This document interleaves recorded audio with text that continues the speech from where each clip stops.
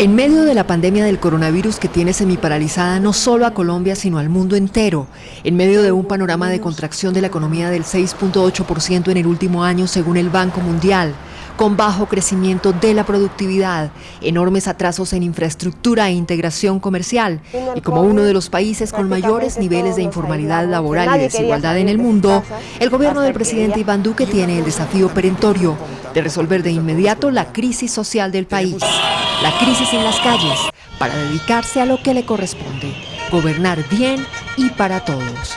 Por ello, tranquilizan los anuncios y acciones del gobierno en las últimas horas en el sentido de convocar al diálogo nacional, sin distingo y con todos los sectores del país. Quiero también destacar algo que ha sido planteado también, y es la aproximación hacia la juventud.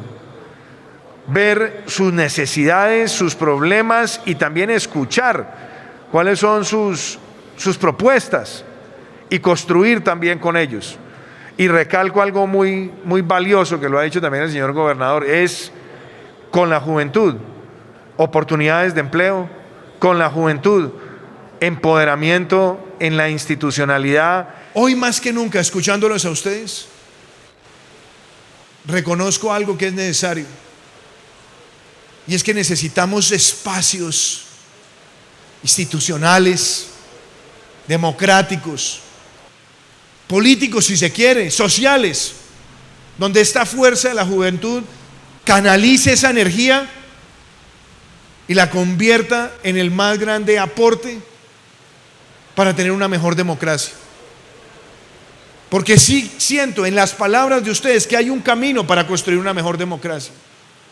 Se iniciarán espacios de diálogo social regional con comunidades y otros sectores sociales para buscar soluciones en torno a la reactivación segura, la generación de empleos, la participación de la juventud, las comunidades étnicas y el bienestar social, así como la protección a los más vulnerables. El consenso es definido por la Real Academia de la Lengua como el acuerdo adoptado por consentimiento entre todos los miembros de un grupo. Se procura el consenso para evitar la violencia abierta. De los diálogos surgen ideas y propuestas que permiten el consenso. Por ello, en la construcción del consenso es esencial el reconocimiento e inclusión de todos los grupos para evitar a toda costa la violencia. Yo quiero expresar algo que es importante que entendamos en Colombia. Hemos hablado de escuchar, que es la primera condición para dialogar, pero escuchar a quiénes. Hoy en Colombia hay que escuchar muchas voces que no pueden venir acá, voces que no están representadas por los gremios, por las personas que tienen acceso a este lugar, y le reiteramos al presidente que Colombia es mucho más que Bogotá, mucho más que este escritorio, y que tiene una cantidad de regiones que tienen que ser escuchadas. De hecho, le planteamos que la primera tarea sería ir a Cali, a Siloé, a reunirse con las comunidades, a convocar a jóvenes sin ningún tipo de esperanza alrededor de las escuelas, convocar a las organizaciones sociales, a las juntas de acción comunal, las diferentes organizaciones, porque hay que ir a escuchar ese terreno y tomarse el tiempo para reconocerlos, para respetarlos, para mostrarle al país que esto es mucho más que Bogotá, una cantidad de regiones que tienen que ser escuchadas. Personas de todo tipo que están sufriendo por la violencia. Nosotros, repito, venimos solo con un propósito patriótico, de verdad, de tratar de superar la crisis más aguda en la etapa contemporánea de la historia de Colombia.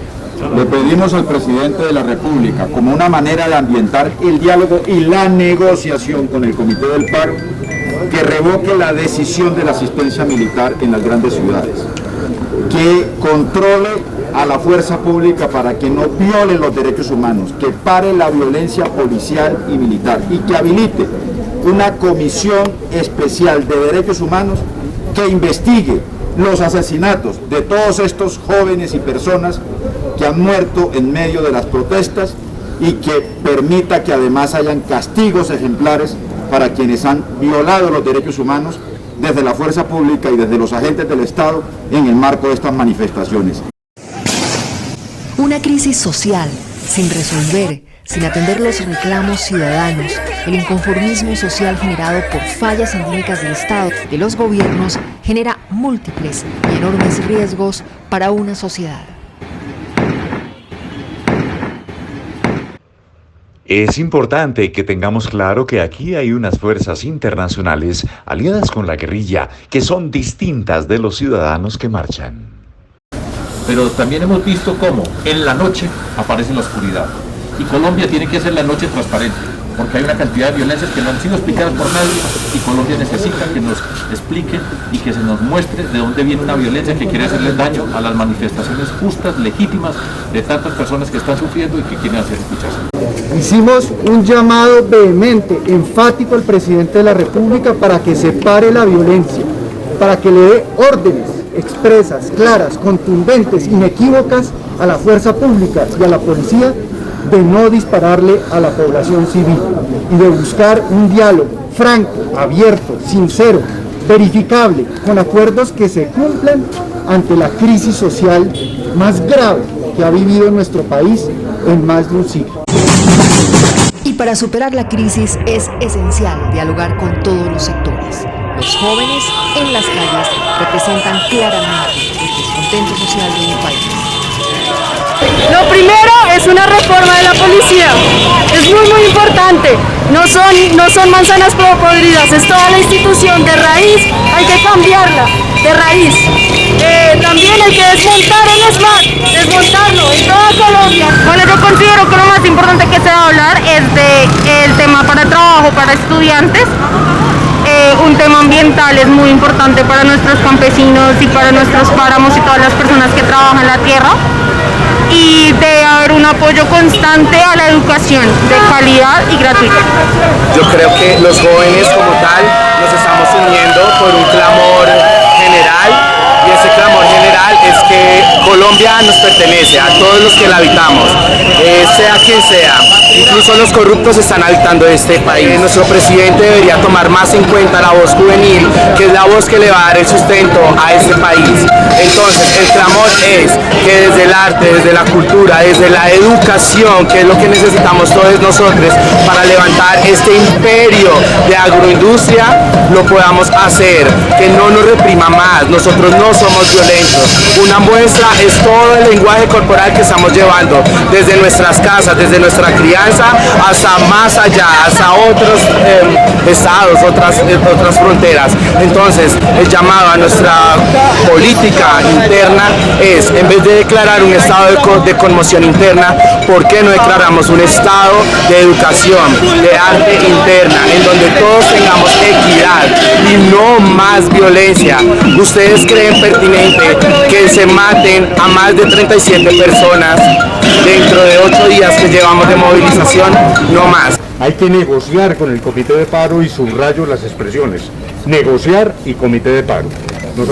Que se siente a negociar con el comité de paro, que ese comité es el más genuino representante de los reclamos y quien mejor puede representar los puntos de vista de los sectores populares, de las clases medias y muy en especial de la pequeña y mediana empresa. Le pedimos al presidente que sea quien se reúna para buscar ese espacio de negociación con el comité.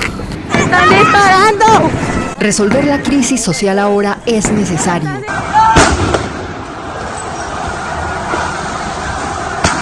Cada día de crisis en las calles, de manifestaciones, con enfrentamientos abiertos de una fuerza pública descontrolada con los protestantes, no solo pone en riesgo la seguridad e integridad de todos los colombianos, y en especial de los jóvenes que salen a protestar. Cada día de protestas sin resolver es pérdida económica y social para el país. Hemos manifestado en cabeza del señor presidente de manera clara y sin ningún titubeo que no toleramos ningún abuso por parte de la fuerza pública y que las investigaciones por parte de la Fiscalía General de la Nación, de la Procuraduría General de la Nación y de la Policía Nacional están avanzando para poder dar los resultados en materia de modo, tiempo y lugar de cualquier asesinato que se haya presentado en el marco de las protestas. Ha dicho el señor Fiscal General de la Nación que de estos casos hay 11 que pueden estar relacionados con fuerza pública y ya se ha descartado 6 que no tienen ninguna relación con hechos ni de la jornada de las protestas ni con vinculaciones a miembros de la fuerza pública. Nosotros no queremos una Colombia donde el miedo se convierta en rabia, al mismo tiempo escuchar a todas esas personas, los micro, pequeños empresarios que están sufriendo, a la clase media que tiene susto, que está preocupada por el porvenir y futuro de sus hijos e hijas. Todo eso tiene que ser escuchado, pero tiene que ser escuchado en el territorio y escuchado realmente. Y le hemos dicho a esta coalición que al país no le sirve en este momento mantener bloqueos que afectan a los ciudadanos, bloqueos que alimentan el abastecimiento, bloqueos que ponen en riesgo la atención médica, que limitan el Plan Nacional de Vacunación, que ponen en riesgo los ejercicios de los demás derechos de todos los colombianos y que generan sin duda alguna limitaciones al derecho al trabajo y además afectan la economía y generan más pobreza, afectando no al gran empresario solamente, sino también al papicultor o al que ejerce la microempresa o el derecho a la empresa en materia de desarrollo económico. Por ello, es necesario que el presidente de la República, quien según el artículo 188 de la Constitución Nacional simboliza la unidad nacional y al jurar el cumplimiento de la Constitución y de las leyes, se obliga a garantizar los derechos y libertades de todos los colombianos, resuelva ya, en democracia, ahora mismo, la crisis social, a través del diálogo y de la concertación. Adelante, señor presidente.